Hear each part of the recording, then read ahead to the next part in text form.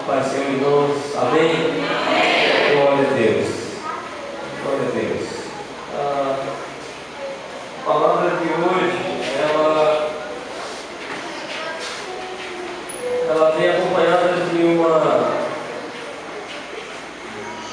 acredito que uma necessidade, um mover, digamos assim.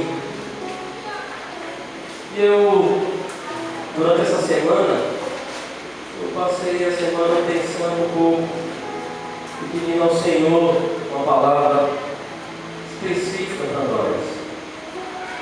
Geralmente, quando eu oro, pedindo mais reverência que o normal, geralmente ele me dá uma palavra que eu não costumo falar. E não foi diferente. Hoje pela manhã nós estivemos aqui na escola bíblica dominical e eu pedi a confirmação ao Senhor da palavra. Ontem, na verdade, acho que foi hoje mesmo. Eu sou um pouco esquecido, mas o presbítero João entrou em contato comigo e fez um pedido específico e tinha exatamente a mesma palavra. E aí, quando eu cheguei hoje pela manhã, abra sua Bíblia em 2 Reis, foi onde foi lido o texto hoje pela manhã. E só para os irmãos entenderem um pouco o que eu estou tentando iniciar a fala, é que o dirigente do culto, eu, graças a Deus, não costumo conversar com eles sobre o tema da palavra, nem onde vai ser lido o texto.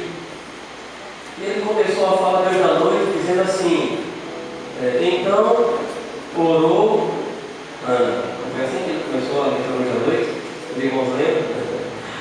Ele diz assim, ele começou o texto dizendo assim: então orou Ana. Foi assim que ele começou a leitura hoje à noite, o dirigente. E a palavra de hoje é sobre oração. E o texto lido pela manhã da igreja foi 2 Reis 4. E eu vou colocar ele como abertura. O 4 com 7. É só um texto de abertura. Foi lido hoje pela manhã. E eu entendo que hoje a noite toda está envolvida com isso, com o Jeová Rafá. Hoje Deus, parece que o anjo desceu e está movendo as águas, literalmente, como fazendo tanque, e como isso está forte. O tema diz assim: Eliseu aumenta o azeite da viúva. E uma mulher, das mulheres dos filhos dos profetas, eu vou pegar essa introdução, diz assim: a neta dos profetas, tá bom? Clamou a Eliseu, dizendo: meu marido, teu servo Eliseu, morreu, e tu sabes que o teu servo temia ao Senhor. E veio um credor a levar-me os meus 2 filhos para serem servos. E Eliseu lhe disse: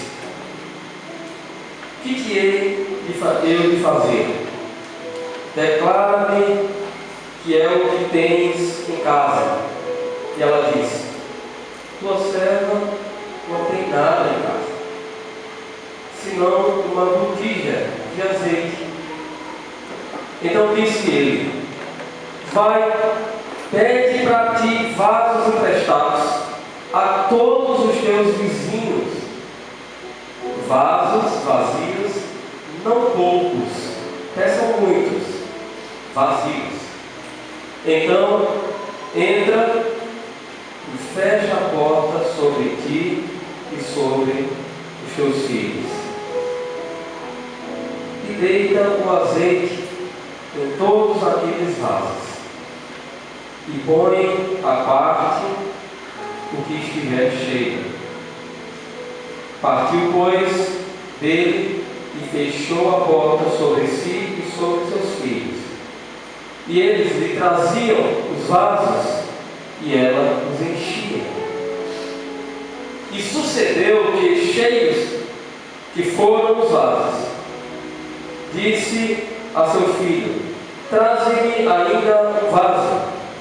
Porém, ele disse: não há mais vaso nenhum. Então o azeite parou, cessou. Então veio ela e o fez saber ao homem de Deus, a Eliseu, e disse ele: vai, vende o azeite e paga a tua dívida, e tu e teus filhos vivei do resto, ou que sobrou. Esse texto, ele foi lido hoje pela manhã, e ele vai entrar apenas como um suporte hoje à noite. Ele não é um texto, mas os irmãos vão entender que o Espírito é o mesmo que falava no Antigo Testamento e que falou no Novo. O Espírito que movia e que continua movendo a igreja é o mesmo Espírito, é o Espírito de Deus. Bem, Jesus, como ensinador, doutrinador, como um homem que comunicava às pessoas, ele costumava fazer isso usando técnicas e, é claro, que naquela época não se tinha um microfone, um sistema de som, caixa de som amplificada, nem boca de som, aquela boca de ferro que se usava antigamente, em cima da igreja, né? Aí botava no tempo de né? Eu também peguei, mas foi no final, eu peguei mais no final, né? E botava aquela boca de som e dava para ouvir na cidade toda. A cidade era pequena, né? 5 ruas até para a cidade. Aí a boca de som dava para ouvir na cidade toda. E eu acho que quem implantou esse sistema de divulgar com boca de som não foi a igreja, não. Eu acho que foi os parques, né? Porque qual é o parque que não foi lançado no interior e bota aquela boca de som e todo mundo fica ouvindo? Enfim. Mas voltando, vamos ficar com a boca de som na igreja ali. Mas não tinha isso. E então ficava muito claro que as sinagogas eram lugares pequenos, circulares, onde as pessoas ficavam mais ou menos no raio, mesmo raio de distância do que estava falando logo todo, e dava para ouvir. E logicamente eles deveriam fazer silêncio em um momento de discussão. Ou então em grupos menores, onde ele poderia sentar e conversar com seus discípulos dentro de uma sala fechada. Mas isso não era sempre. E Jesus se encontrou em determinados momentos, ele tinha dificuldade, de repente, pela multidão, como fazer a comunicação. E daí porque a gente vê Jesus uma vez utilizando o barco emprestado como plataforma, né, para o discurso, usando a brisa marítima para levar o som.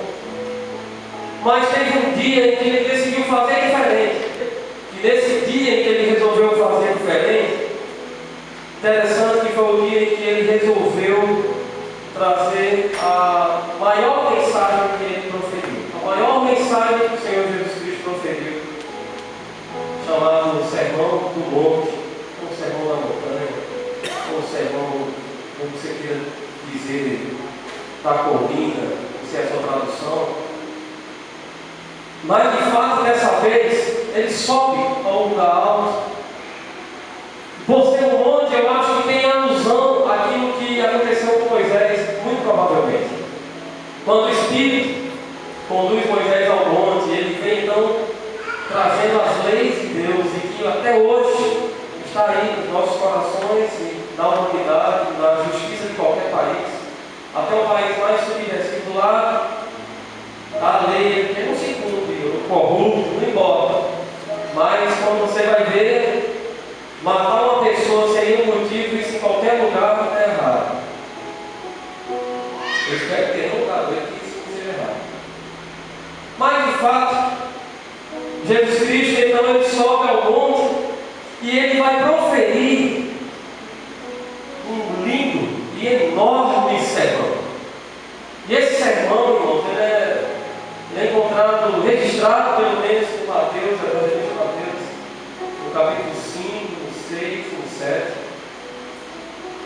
E ele também está de forma diluída no escrito do Evangelho do Lucas. E ali o Senhor Jesus começa a proferir aqueles mandamentos, a proferir aquelas informações que representam, formam o lastro, formam exatamente aquilo sobre o qual nós estamos firmados, aquilo pelo qual nós caminhamos, nós entendemos como certo. O Senhor Jesus, ele começa a trazer informações sobre quem nós somos ou quem nós deveríamos ser no Senhor, nele, no Pai. Ele vai dizendo, irmãos, os valores do reino do Pai. Ele vai dizendo coisas que estavam estranhas para as pessoas, o que deveria ser uma coisa comum, natural. Ele vai expressar informações e valores que não é mais natural dos homens. Jesus Cristo olha para a multidão e ele vê a necessidade de então informar a multidão todos aqueles valores que permeavam e eram a base, a raiz, o alicerce do reino do Pai. Talvez o John Stott ele vai expressar dizendo que Jesus ali ele faz um apelo ao judeu, dizendo: abandone tudo isso que vocês entenderam como sendo o reino de Deus. Abandone tudo isso em que vocês classificaram através do qual a religião dá a ideia de salvação, de santificação, de purificação. Eu quero mostrar para vocês que o reino de Deus, o reino do Pai, como eu gostava de se referir, o reino do meu Pai, ele é baseado, irmãos, em alicerces, e estão lá nesses 3 capítulos, e que talvez nós devêssemos ler toda semana. E faz todo sentido quando o Senhor Jesus começa a proferir essas palavras, porque aquilo que foi dito a Samuel, no ouvido de Samuel, e só ele ouviu, quando Deus falou para ele sobre Saul.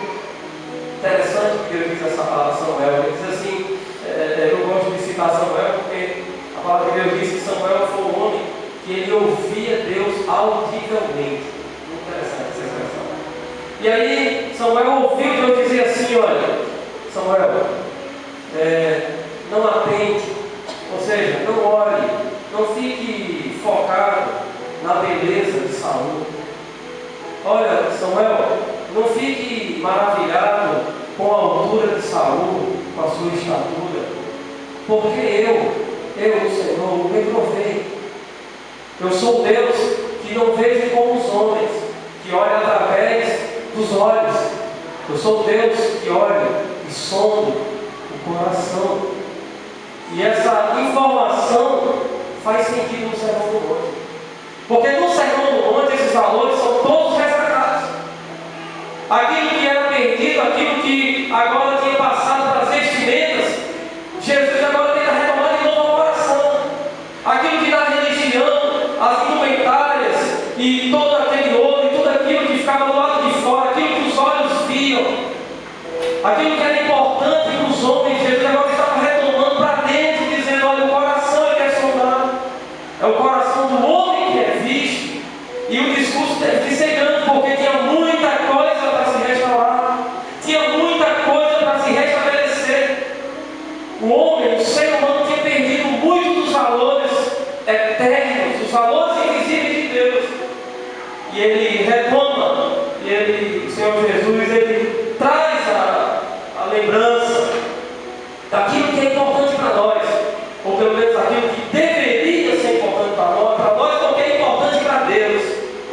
É aquilo que tem valor no reino dele. O reino do Senhor está estabelecido, irmãos. E o reino ele tem estatuto, o reino ele tem leis, o reino ele tem regras, o reino ele tem um Senhor. Qual o nome? É reino, não é república.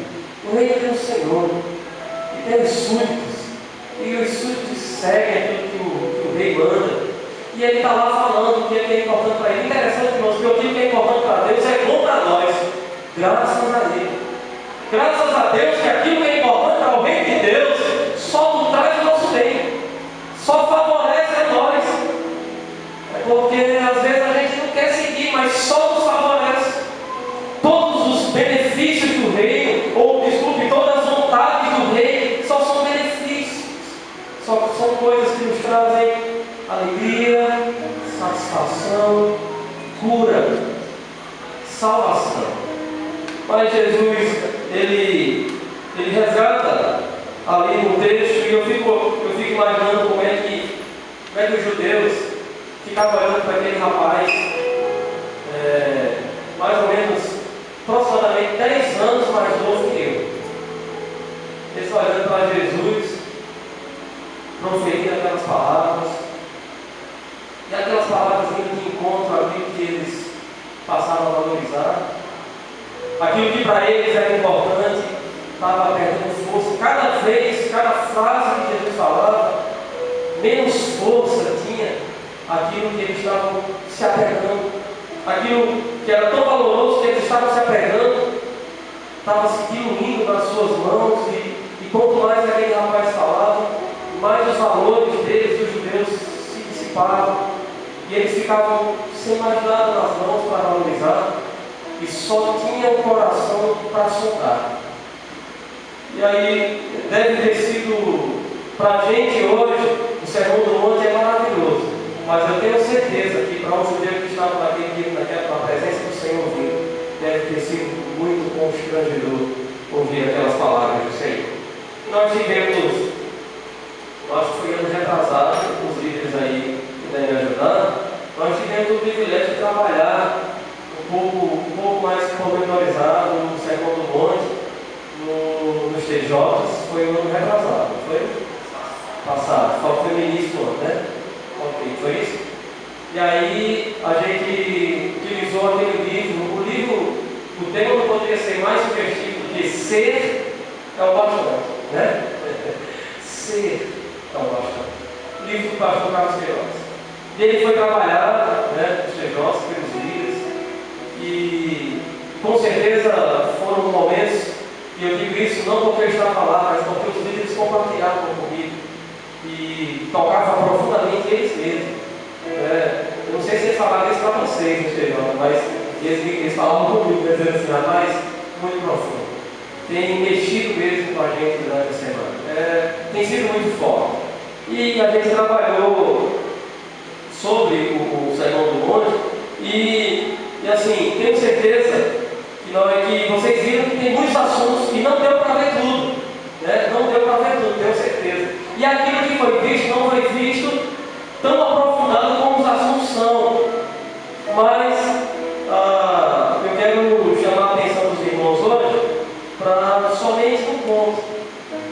Um dos vários temas que são citados no Sermão do Monte, eu classificaria sobre a oração, ele talvez fique no quarto bloco, vamos dizer assim, no quarto bloco dos assuntos que são citados ali, vários assuntos que são citados no Monte, e eu não vou falar sobre a oração no sentido totalmente da oração, nem daria para esse culto fazer isso, mas eu quero refletir um pouco com os irmãos no aspecto da oração, apenas em um aspecto da oração.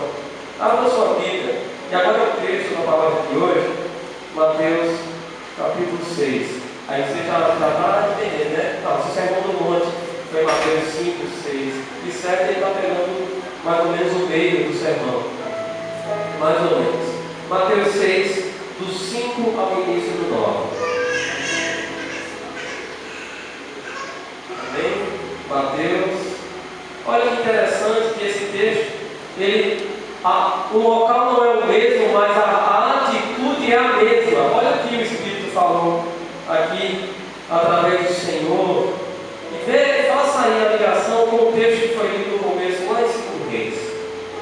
Mateus capítulo 6, do 5 em diante, diz assim: e quando orares, não sejas como os hipócritas, pois se agradam em orar em pé nas sinagogas e as esquinas das ruas para serem vistos. Não é que é errado orar na sinagoga ou na igreja, mas é que o fariseu, o hipócrita, ele fazia isso para ser visto. Essa é a intenção dele. Para ser visto pelos homens. Em verdade vos digo que já receberam o seu galardão. Já pensou Jesus, aquele rapaz, que está lá no monte, dizendo isso para o judeu, dizendo que os sacerdotes que estão nas sinagogas e nas ruas, orando em pé, para ser visto, que eles que estavam ouvindo, tinha isso como sendo o máximo, Jesus estava dizendo que isso não estava com nada. Eles já tinham recebido em verdade, vos digo, que já receberam o galardão. Mas tu, quando orares, entra no teu aposento e fechando a tua porta. Parece que a gente está lendo no segundo Reis, né?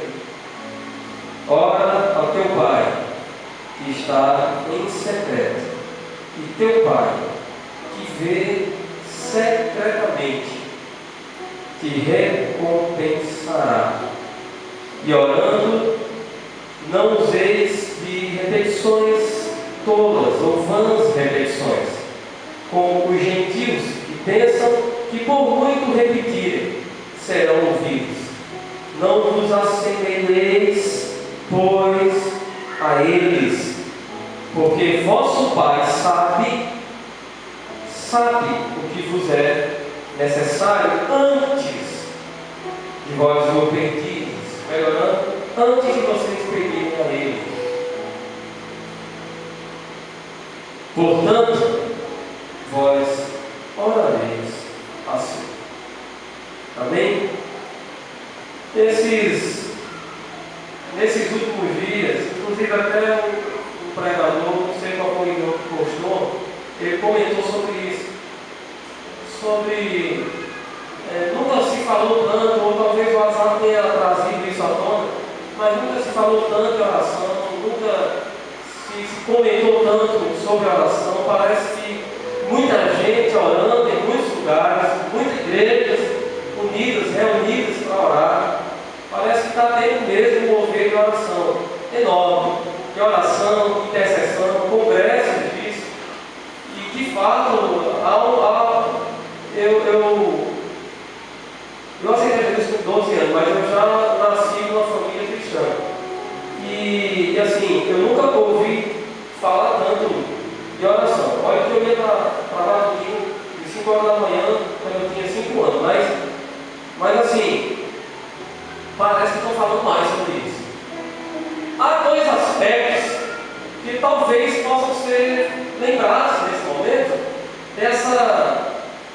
dessa busca tão grande sobre oração, por oração, e talvez esses dois aspectos sejam reais, sejam só eles, ou tenham mais outros.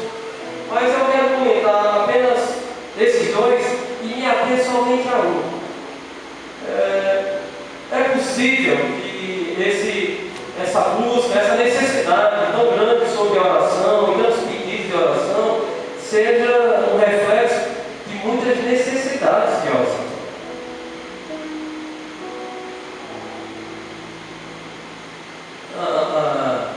Eu digo assim, a necessidade é tão grande, são tantas pessoas enfermas, tantas pessoas necessitadas, tantas pessoas ficando desempregadas, tantas pessoas perturbadas por espíritos, tanta coisa, tantos casamentos sendo desfeitos, tantas famílias sendo destruídas, tantos filhos indo para as drogas, para a prostituição, enfim, tanta coisa.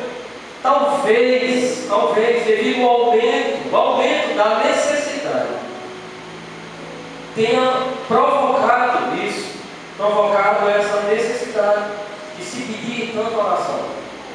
E é uma realidade. Eu estava achando que hoje não ia ter mulher na igreja, porque ontem teve a reunião das mulheres. Eu pensava que mulher só falava muito, mas ela fala muito e come muito também. Aí comeram muito. Então estavam tudo doentes de ontem para cá, né? Eu acho que é por isso que vieram para a escola dominical, estavam tudo com dor na barriga, vão ficar só até aí, né? E aí eu disse, pronto, não vai ter culto. E pega lá, Senhor, ajuda. Vai resolvendo aí que essas irmãs vão ter para a igreja. E assim, não fique constrangido se precisar, né? Ir mais rápido ali para trás, não tem nenhum problema, tá certo? Pode ficar em paz. Viu? É mais constrangedor ficar aqui e acontecer, né? Tá certo? Nós estamos entre irmãos, sabe? Estamos entre irmãos, ou não? Eu sei, dá um vergonha, se vocês vão, né? Mas acontece. Tá certo? Chegar em casa, você está aí, vai ligar comigo. Porque eu falei esse negócio, se você faz as coisas no público, não fica falando. Não, fala não, são todos irmãos. Eles são meus irmãos que não vão. Mas é possível, irmãos. É possível que diante dessas necessidades tão grandes e que hoje afetam muito também a nós, a igreja, é que a gente esteja pedindo tanto, e buscando tanto, e necessitando tanto de oração.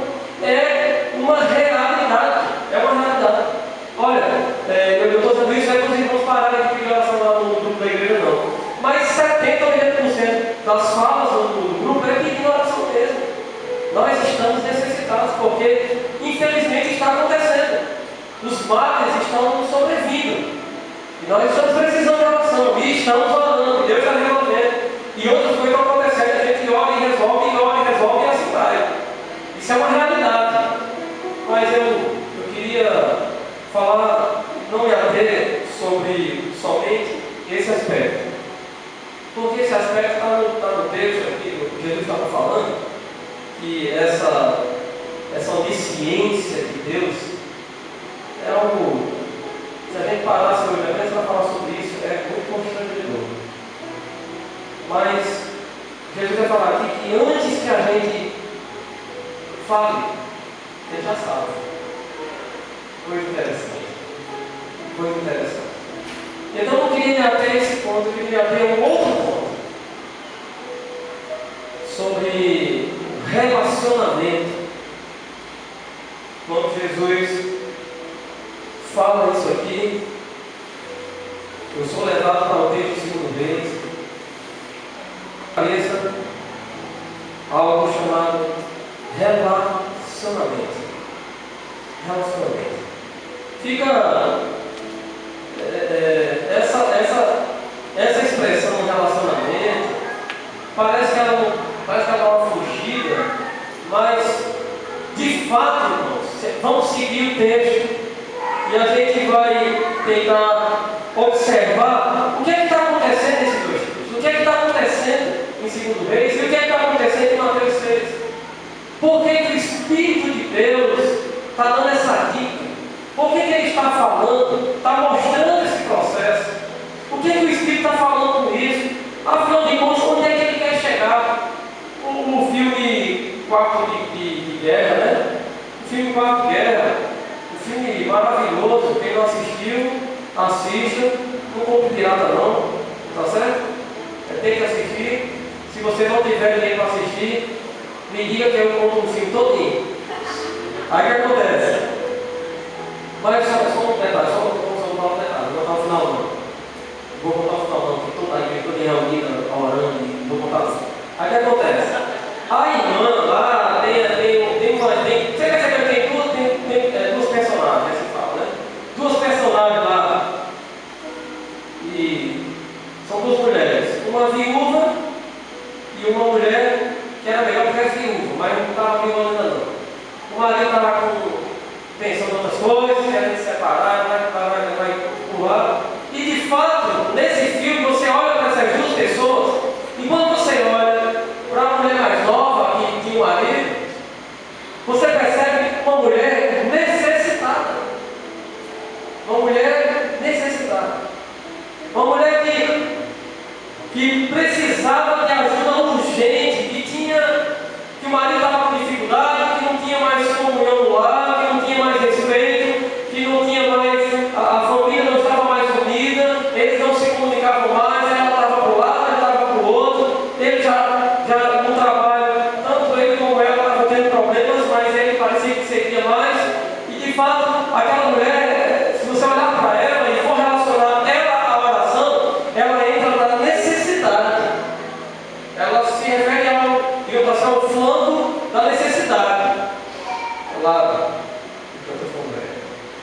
mas existia uma outra personagem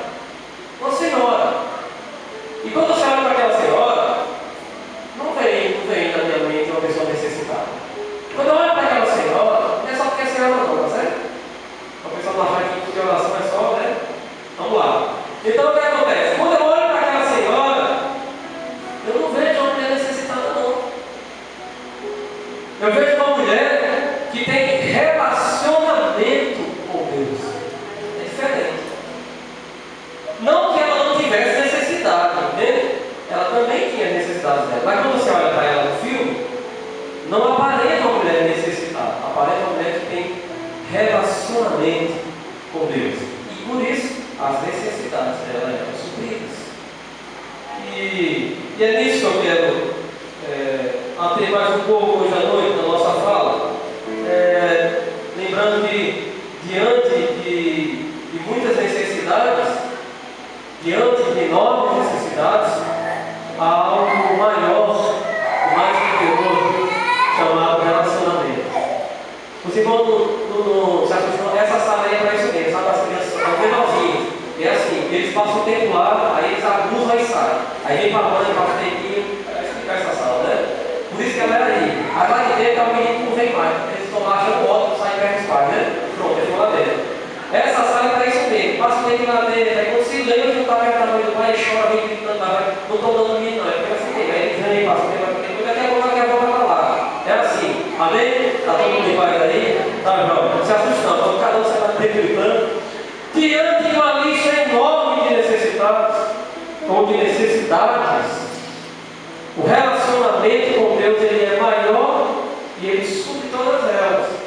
E é isso que talvez nesses dois textos seja o que o Espírito no primeiro e o que Jesus no segundo estava querendo dizer.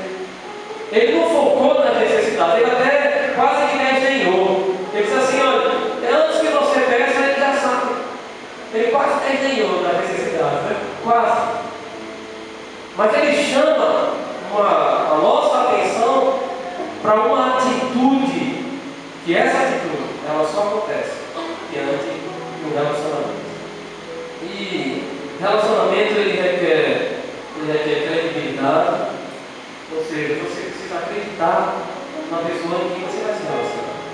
Porque se você não acredita na pessoa com quem você vai se relacionar, você nem tenta se relacionar com quem você não acredita. É interessante que o escritor aos Hebreus, ele vai dizer isso, né? No capítulo 11, ele vai dizer isso. Ele vai dizer assim: olha, sem fé não dá nem para a gente trocar uma ideia, porque você me desagrada. Não é assim que ele diz? Você me desagrada. Então, se você me desagrada, não dá para a gente ficar caminhando junto, não dá nem para a gente conversar, você me desagrada. Por que, Deus? Porque você não acredita em mim, você não acredita em mim, não dá para a gente caminhar junto. Então, numa relação, você precisa acreditar no outro. Porque sem acreditar, você não consegue. Você não consegue contar nada para ele, você não acredita nele. No relacionamento, ele requer também crédito. Ele também requer crédito seu. Porque senão você vai ficar tentando se relacionar com a pessoa e não consegue. Porque ela também não tem credibilidade em relação a você. Ela não acredita em você. E aí, agora a moeda está invertida, né? E é interessante que tudo que a gente faz na hora que a gente vai se relacionar com Deus é em nome de Jesus. Porque o crédito é dele, né? O crédito é do Senhor. E ele diz assim, eu acho interessante, eu acho maravilhoso essa coisa. Ele diz assim: tudo, né? Tudo que pedis ao meu Pai. E eu até acho que isso aqui uma vez, eu fico, se algum irmão aqui joga nozinho, eu não fico cavalado não, ninguém nem lembra mais. Mas eu fico assim, remoendo na cabeça quando eu vejo um irmão vem para frente e ora, pedindo a Jesus. Eu não sei onde vai que aprender a missa. Mas passa, é de dentro, né? Mas fica: oh Senhor Jesus, por favor, Jesus, eu não sei onde vai que aprender. Jesus não se pede nada a Jesus, se pede ao Pai. Se pede ao Pai. E não se pede de qualquer forma, se pede crendo. E com o crédito, qual é o crédito? Em meu nome. Ele diz: tudo que pedis ao Pai, em meu nome, crendo, recebereis. Então, diante de uma relação, você também tem que ter crédito. E no nosso caso, o crédito é o Senhor Jesus Cristo nas nossas vidas. Esse crédito, irmãos, se a gente soubesse o crédito que está na nossa voz, é valiosíssimo, poderosíssimo. enorme, maior do que qualquer problema que nós estejamos passando. É certo, é fato que alguns problemas eles persistem, mas eles não são maiores do que o Senhor. Na verdade, talvez o que esteja distante seja a nossa distância dele. Mas o crédito é enorme. O crédito é enorme. E o relacionamento, ele exige isso. O relacionamento, ele pede isso, né? Ele pede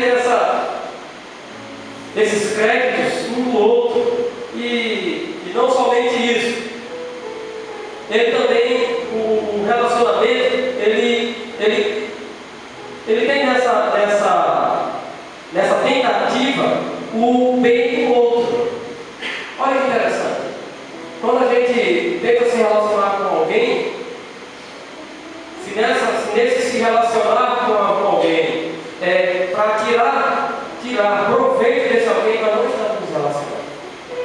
Então, de fato, o verdadeiro relacionamento, ele também tem um ato sacrificial. Eu estou dando a introdução para a gente ir para a oração. Né? Nessa relação existe um ato de sacrifício. Que sacrifício? Se doar para se relacionar. Porque se você partir para o relacionamento pensando no proveito que você vai tirar, isso não é relacionamento. Isso não é relacionamento. Interessante que às vezes a gente se pega fazendo isso com Deus, né?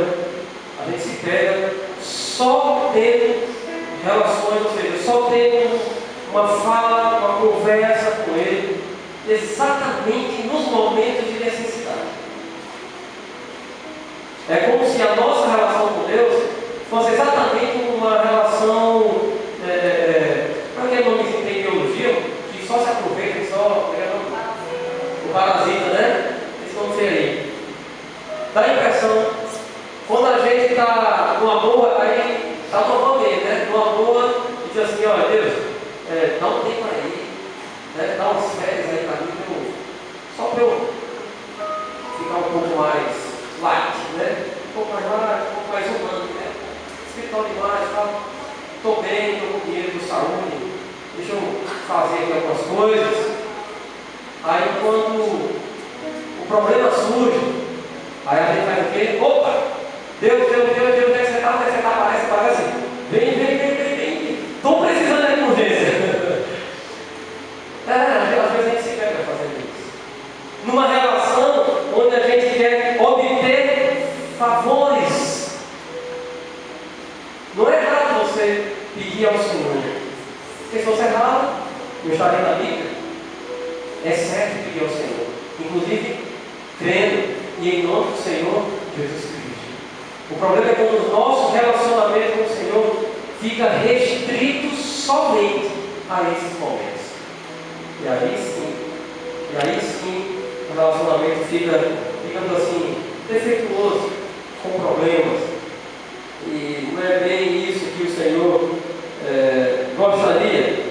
Nesse relacionar-se também tem o submeter-se. Olha só que coisa.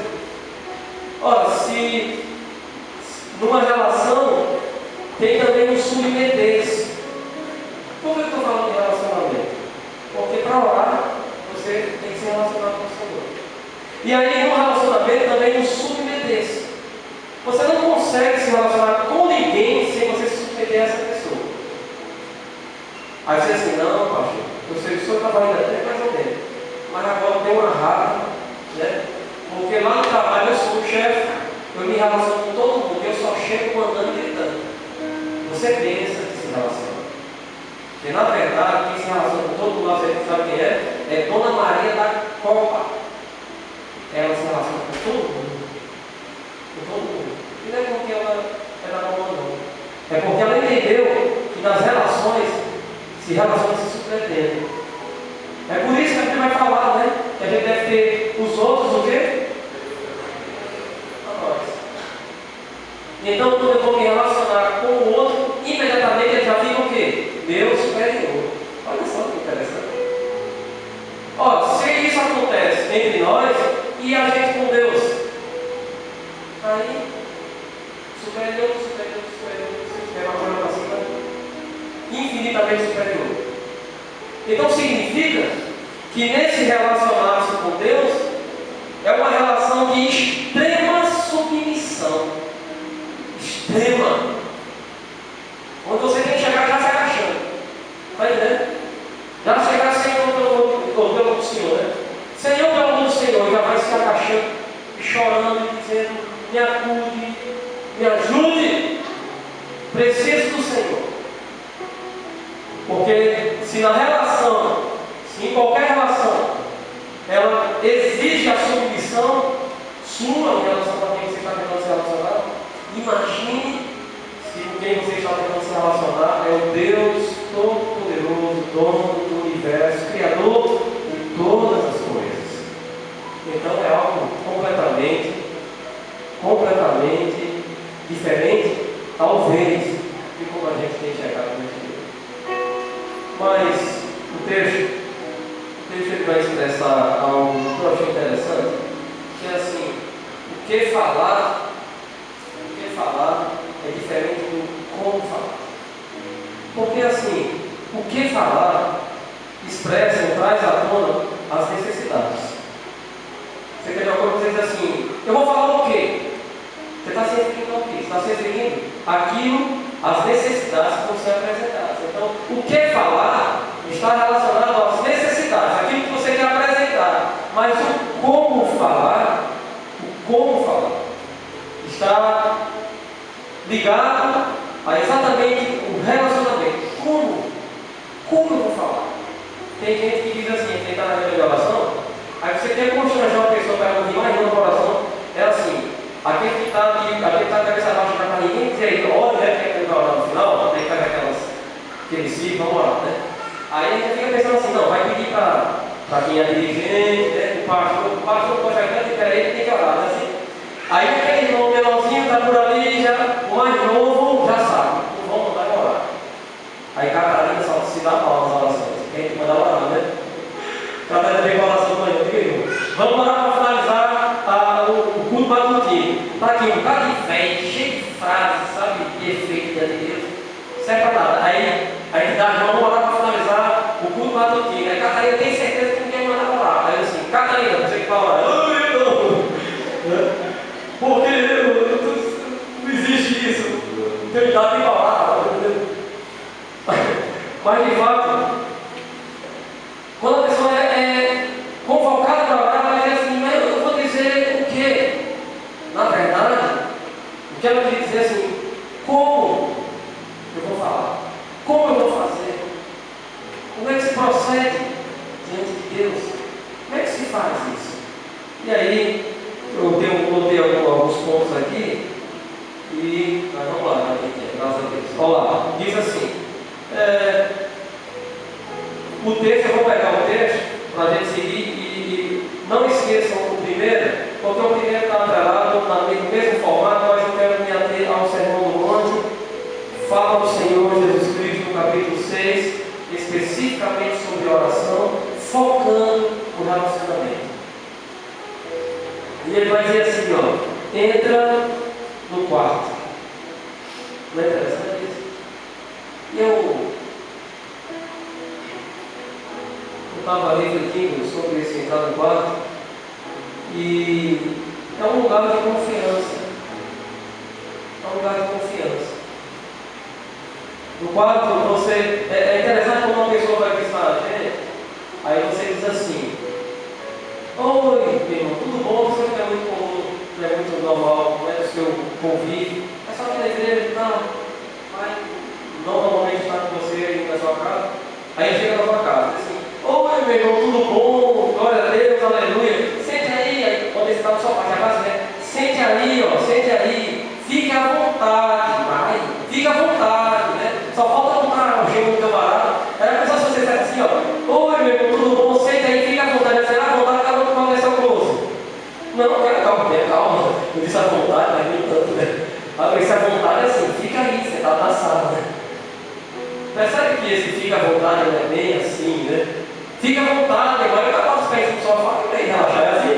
Não, fica à vontade, mas é assim: fica à vontade na sala. sentadinho aí no sofá. O quarto é um lugar de confiança. Ele chama, ele diz assim, olha, estamos indo num pouco, tá certo? No quarto. E essa confiança da pessoa dentro do quarto, ela não pode ser só uma pessoa que visitou você assim, esporadicamente. Tem que ser alguém que seja do seu ciclo de amizade, uma pessoa que você caminha com ela, conhece. É tanto que quando chega uma pessoa estranha, ela só entra no seu quarto quando ela chega, primeiro digamos que você comprou um móvel, ela chega na sua casa, você vai deixar ela entrar no quarto, por quê? Qual é a confiança que vai fazer você deixar ela entrar no seu quarto? É porque a pessoa já chega com a camiseta da empresa, move ela ali, não sei das quantas, você vê ele com as ferramentas, e ele traz a nota fiscal do produto, aí você olha, já vem a sua assinatura, aí adquire confiança, você diz, tá certo, vamos para o meu quarto, né? Então vai ser montado o móvel. E a pessoa, a partir daqueles itens, ela adquiriu o quê? Confiança para ir até o seu quarto. Mas isso não é motivo para quando ele entrar no quarto, você fechar a porta. Porque para fechar a porta, além de confiança, tem que ter intimidade. Porque quando você fecha a porta, reflete, traz ou representa a intimidade. Você quer ver quando o seu filho, adolescente, chega com o melhor amigo dele, e aí vão para o quarto, é o seguinte, você já sabe, vão fechar a porta, porque o que eles vão falar é uma intimidade deles, não quer que ninguém da família nem saiba, não é assim? Então, quando o filho entra no quarto, com a pessoa, a amiga dele, quando ele fecha a porta, ele está dizendo assim, ó, olha, a conversa que vai rolar aqui dentro é só entre nós, beleza? Então aqui é uma conversa íntima. Além de confiança de estar no meu quarto, eu fecho a porta porque a conversa é íntima. Não é para o restante das pessoas ouvirem, mesmo sendo as pessoas da casa. As pessoas de confiança que entram no quarto todas as vezes, mas a porta está fechada, porque a conversa é íntima. A conversa é íntima. E o texto continua, e Jesus vai dizer assim, olha, fala ao teu Pai. Que expressão forte. Quando a gente vai falar com Deus, a gente não só tem a confiança para ele entrar no quarto, como a gente também tem um assunto íntimo, e fechamos a porta e falamos, não com qualquer pessoa, falamos com o nosso Pai. Essa expressão, irmãos, ela pode ficar banal. Mas deixa eu dizer uma coisa para vocês. Existe um ser todo poderoso que criou todas as coisas. Inclusive, ele tem tanto poder que ele criou você, ser humano. Até aí, você somente é uma criação desse ser. Interessante. Ele é poderoso, ele é dono de tudo isso aqui. Ele não é dono de um ventilador, não. Ele é dono do material que constitui esse ventilador. Tudo isso aí é dele. O metal, o plástico, tudo isso aí é dele. Tudo é dele. Essa madeira é dele. Não esse culto, essa madeira é dele. Ele fez tudo. E você também é dele. Só que existe uma diferença entre você se relacionar com uma pessoa que lhe criou, porque você fica como criatura e ele como criador. Há uma frieza nessa relação. Mas Jesus disse assim, olha, fale, e quem estava dizendo isso era o filho, hein? Ele disse assim, olha, fale com o seu pai, com o seu pai. Depois ele disse assim, fale com o meu pai. Vai lá no quarto, fecha a porta e fale com o meu pai. Eles falam com o seu pai. Ele te elevou a um status que você saiu de criatura e foi ser filho de Deus. A palavra de Deus diz que o Espírito de Deus que nós recebemos, ele nos dá exatamente esse privilégio de invocarmos o Senhor como nosso Pai, e chamar ele de quê? Paizinho. E aí é totalmente diferente. Porque agora esse Deus ao qual você vai falar com Ele intimamente é o seu Pai. Ele não é só o seu Criador, Ele é Pai. E olha que coisa, olha que Pai você tem. Esse Pai ao qual você vai conversar com Ele é onisciente. Olha só que constrangimento. Você vai falar com Ele, você entrou, entra aqui no quarto, entrou no quarto. E quando eu digo isso, irmão, não estou dizendo o quarto físico, não. Nós estamos falando do seu coração. Você entrou no quarto, você fechou a porta, você está olhando agora para o seu Pai, uma pessoa sua e você dele. Só que Ele é onisciente. Fique. E dei nome. Ele já sabe de tudo. Já pensou você se encontrar com um amigo seu que já sabe de tudo? É até difícil imaginar, porque isso não é uma característica humana. Sabe de tudo. Ele já sabia, inclusive, que você ia chamar ele dentro do quarto. Ele já sabia disso. Você está para falar com esse Pai que já sabe. Se saber de tudo já não for suficiente, Ele é onipresente. Ou seja, Ele não só está dentro do quarto, Ele está dentro de você. Tudo em você tem Ele, está dizendo assim. Cada partícula sua como molécula, né? Cada molécula sua, Ele está dentro de você, dentro de cada molécula. O Senhor está toda afastadinha aqui só. É totalmente invasivo, isso não é? Ele é onipresente, Ele está em todos os lugares. Não existe um só lugar onde Ele não esteja. Ele está dentro de você, pleno, totalmente dentro de você. Sabe de tudo e está dentro de você. Ele está mais dentro de você do que você. Ele sabe mais de você do que você. É esse que diz assim, olha, para a sua sorte, eu sou seu Pai. Porque se eu fosse só criador, podia ser que eu desse errado para você. Mas eu me submeto a ser seu Pai. A ser íntimo seu. Ser íntimo. Estou terminando. E Jesus Cristo vai além. Ele diz assim, fala com o teu Pai, mas ele dá mais confiança. Diz assim, que está em secreto. Sabe o que está em secreto, irmãos? É que você pode dizer o que você quiser. A coisa mais difícil do ser humano é se relacionar com uma pessoa em secreto. Porque você se relaciona com uma pessoa aqui e parece que você está falando com a torcida do Corinthians. Para não ficar usando Flamengo toda vez. Parece que está falando com a torcida do Corinthians. Porque você termina de falar, não dá nem tempo você virar as costas. Ela já começa a digitar no WhatsApp, isso é todo mundo. Ele está em secreto. Onde não há nenhum problema. Em que aspecto? Não é preciso você se exibir. Para quê? Tem ninguém olhando. Não tem plateia. Não tem plateia. Para que se esconder? Para que máscara? Se ele sabe de tudo. Ele dele e as suas máscaras começam a se derreter, começam a cair. Mas nesse ambiente de vida, nesse ambiente secreto, eu digo assim, ó, pode ficar nu aí, fica nu. Eu estou no lugar secreto. E comigo, ninguém fica sabendo. Isso não vai sair daqui. Porque eu sou íntegro. Eu sou santo. Eu não sou como eles.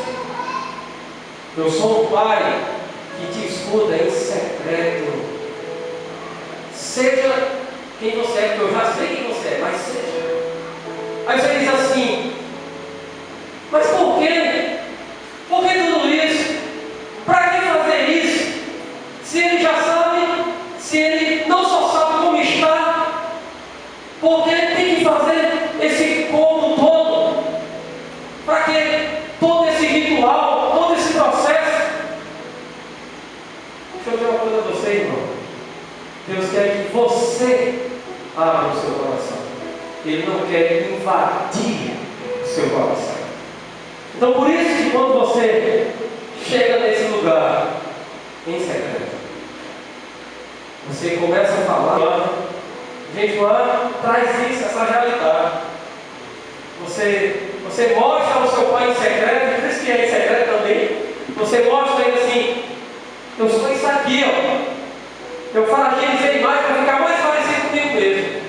Porque se eu viesse sem jejuar diante do Senhor, eu vinha cheio de munganga, sabe? Igual aqueles pajés de trigo, cheio de colado e aqueles dentes, não sei de quem, e balançando a latinha, não sei o que, a novela, munganga.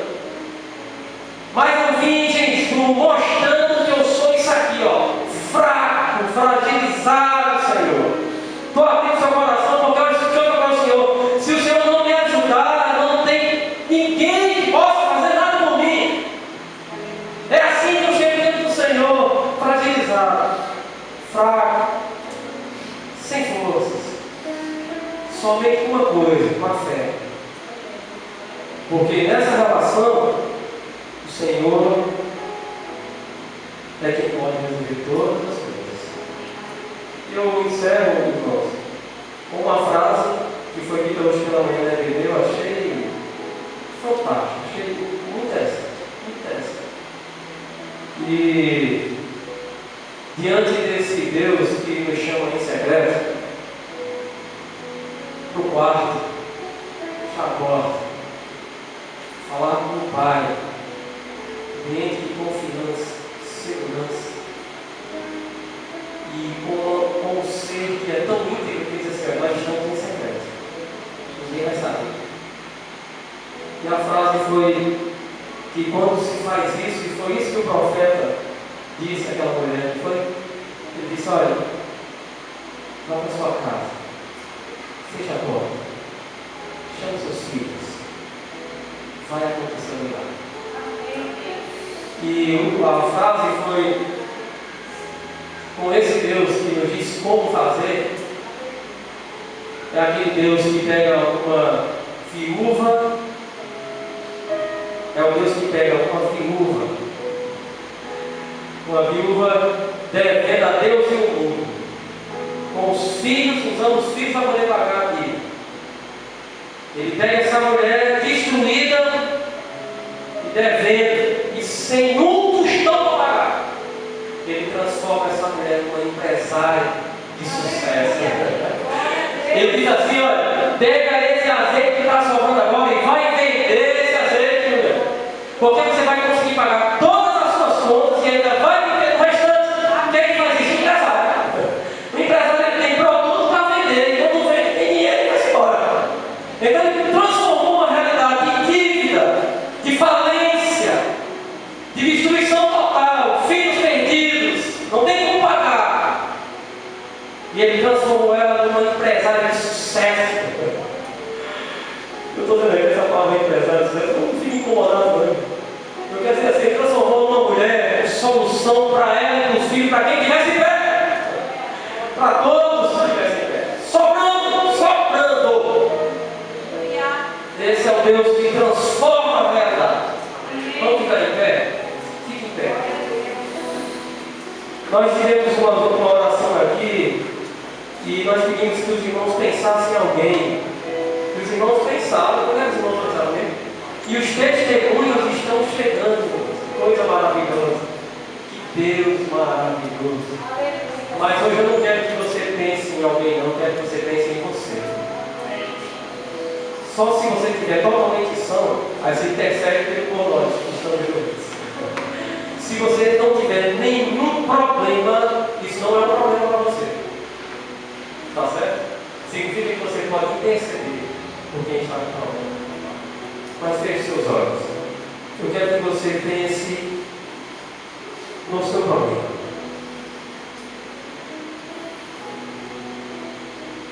Descreva na sua mente o seu problema. Para não ficar nenhuma dúvida.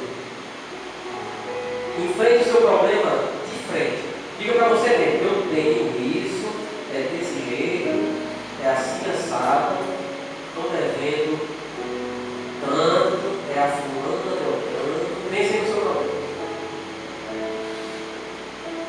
a minha enfermidade é essa, assim, assado.